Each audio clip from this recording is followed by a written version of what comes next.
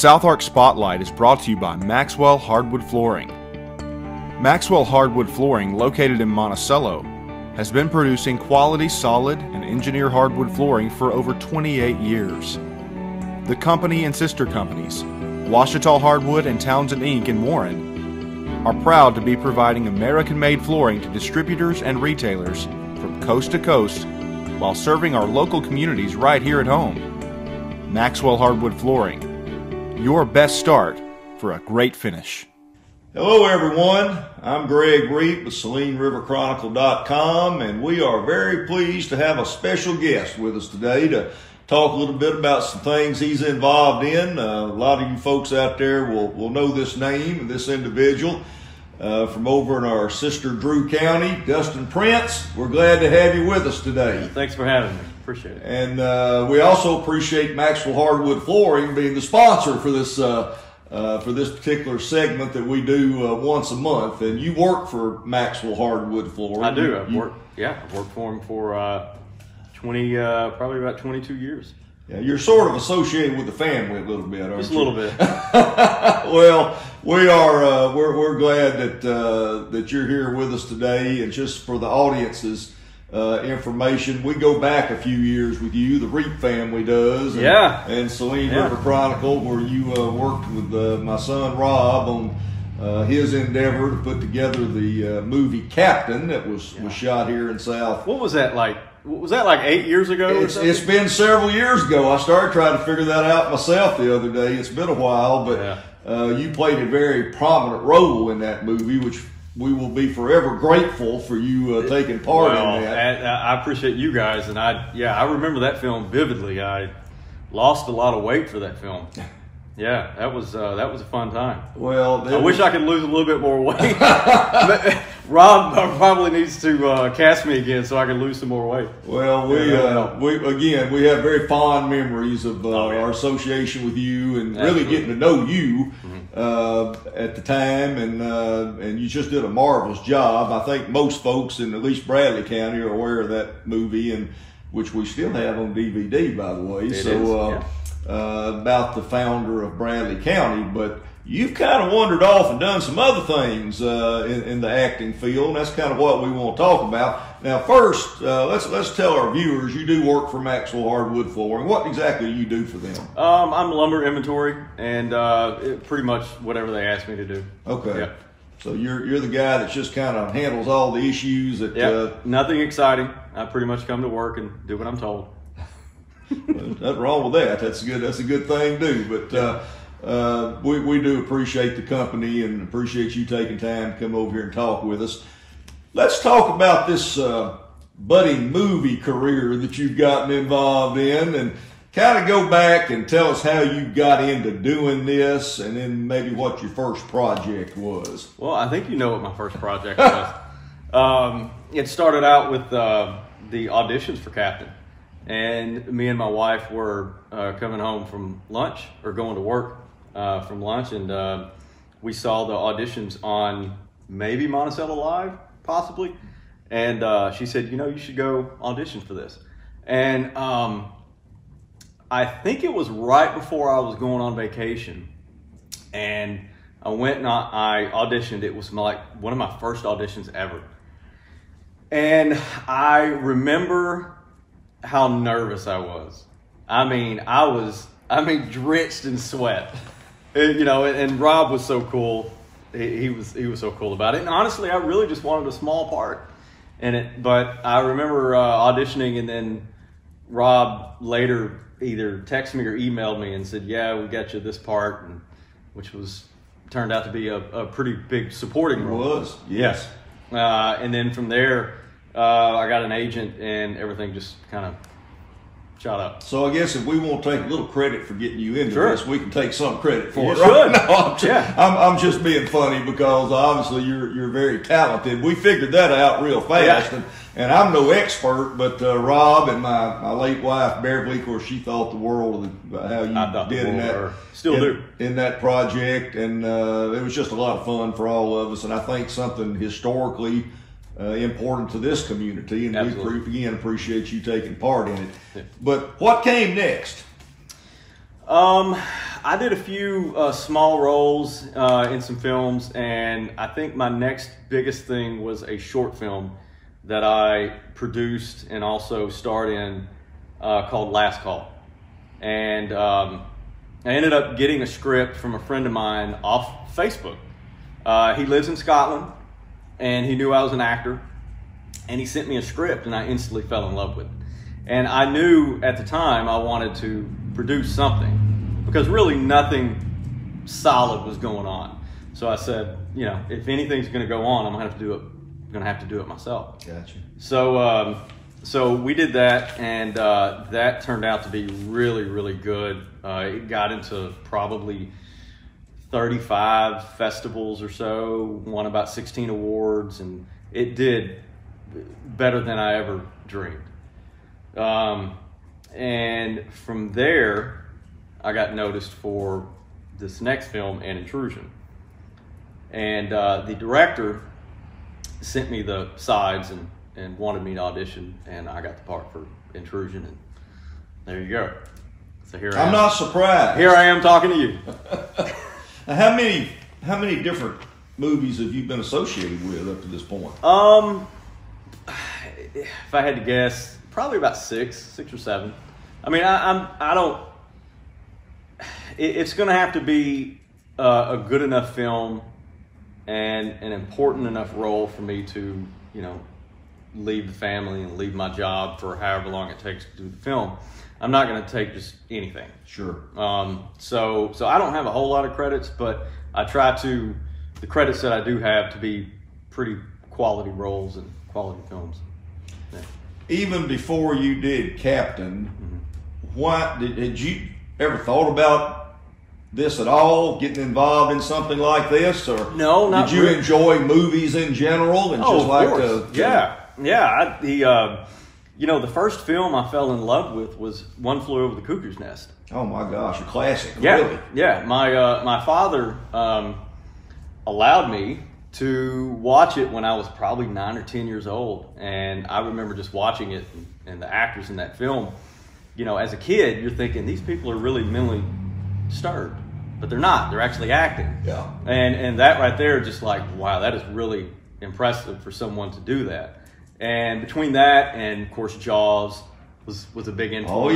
Oh yes. Jaws was one of the first films that I seen in the theater, and I just fell in love with that, and pretty much all those 70 films and early 80s. So yeah, I was a huge film buff, and actually still am. And really, to be honest with you, I think nowadays, Marvel fans, but I think Marvel films has kind of ruined film in a sense for independent films. Everybody's wanting the eye candy, you know, they're wanting the films that look really good cinematically. You know, everything's in front of a green screen, all these superhero movies.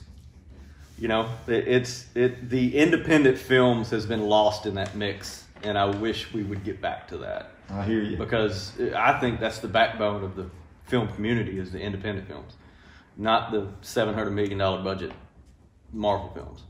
So I hope we get back to that. I think we are. Well, there's a craft to this acting business, so I have heard and been told, and you know, read a lot about it, and some of the great actors of our time that have been in some of the you know, major movies, that you really got to convince the folks watching that you're somebody else, that you are this character that you're portraying. Yeah, some of the best performances ever was not in front of a green screen. Yeah. You know, so I take pride into being in a lot of independent films as much as I possibly can. So yeah. What places have you traveled to take part in these different movies? Last Call, the short film, was filmed up in Fayetteville.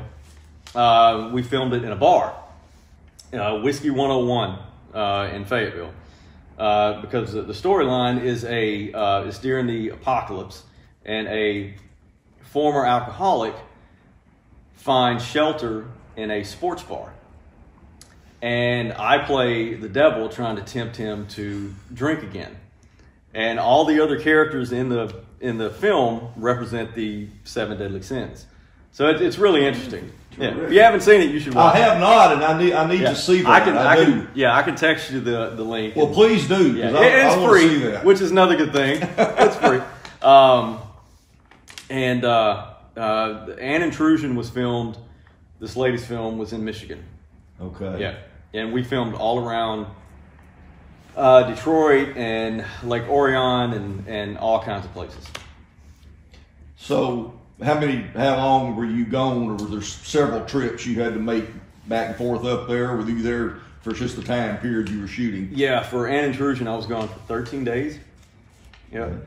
and it was a long 13 days. It was probably 18 to 20 hours a day. So, yeah, going from location to location, but it was worth it. I enjoyed it. Yeah. Well, you say 18, 20 hours a day. I think that's something that's important for people like me that just, like to watch movies and television shows, but this is work. Yeah, it is. I mean, it's really work, because you have to stay focused on what you're doing. And of course, I'm the worst person in the world at memorizing. You memorize your lines, or how does that work? Yeah, it was it was 2019, probably May. He cast me, and I knew we was going to start filming in December. And I'd say probably October is when I started going over the lines. Mm-hmm. And I was lucky enough to know which scenes we were filming which day. So I had like 13 folders, and I would have each scene in each folder represented a day. And so I'd go to Sunday, and I would not go to Monday until I got Sunday down. And then down. Yeah, and it probably took 2.5 months to get it down to where you say the lines naturally to where they're your own. So yeah, it took probably about 2 months to get everything. Well, you can see I'm probing for trying to get some tips here how this works, but because it's something I've just always thought was interesting, is how people do that and have to learn the lines and make it the timing right and all that type of thing. Everybody has their own procedure, but for me it was just pounding the lines in my head. I would have something that would cover up the lines, and I would force my brain to try to memorize the line before I go to the next one, and then force them to try to go to the next one, and then eventually I'd get it down, and it's there. Yeah. So, but it took a while. I'm definitely not one of those actors that you give me a big 3-page monologue and I look at it, and in 48 hours I got it. It's going to take me a while. Sure. Yeah. Well, I can appreciate that. Yeah. I promise you. But there are some actors that can do that. Yeah. And that is unreal to me. I don't know. Have you seen Intrusion yet? And Intrusion? I have not seen that one either, but I promise you, I'm going to. Okay. Well, tell us a little bit about it if you can. There's one scene where Billy Boyd, who plays the Southern Baptist preacher, and he is one of the main characters in the Lord of the Rings trilogy. He was Pippin. So it was really cool to have him in the film. But they flew him over from Scotland. This was May of 2020, right when COVID hit really hard, and he got his scene, and on the plane ride, literally in 48 hours, he probably had if I had to guess, I would say it was probably about a 3 or 4 page monologue of just doing his sermon. Right. He had it down in like 24 hours. I mean, perfect. He probably did it in one take. Incredible. I can't do that. There's no way. I need a little bit more time. But there are actors that could just have a photographic memory and can just do it. Yeah. I can't. Well, you've done well. I have to work a little bit harder. Well, that's all right. Yeah. Can you tell us a little bit about what the latest movie, Intrusion, is whatever you can give away? Well, it basically, it's just my character is having some tough days. He's making some bad decisions. He's having He's having an affair. A lot of people are breaking into his house. He doesn't know what's going on. He thinks it's this person. He thinks it's that person. Turns out in the end, it's nothing what you thought it was. And that's the biggest thing about the film. People say, I didn't see that ending coming. So it's. I really don't want to give too much away. We'll have to watch it then to make sure we find out what it's about. I don't want to give too much away. Okay, I understand. Yeah. Well, how we go about seeing that movie? Well, you can rent it on pretty much any platform: Dish, DirecTV, Amazon, iTunes, YouTube. I think YouTube now you can rent movies off YouTube. I think it's Amazon Prime, things like that. So yeah, pretty much any platform you can rent a movie, you can get it. Okay. Yeah. I guess that's another part of the business that's changed somewhat. And if you rent it, leave a review. Leave a review. That's a big thing. A good review. Yeah. Good or bad, it doesn't matter. Just leave a review. Well, I got a feeling, and from what I've already heard from some other people, it's very.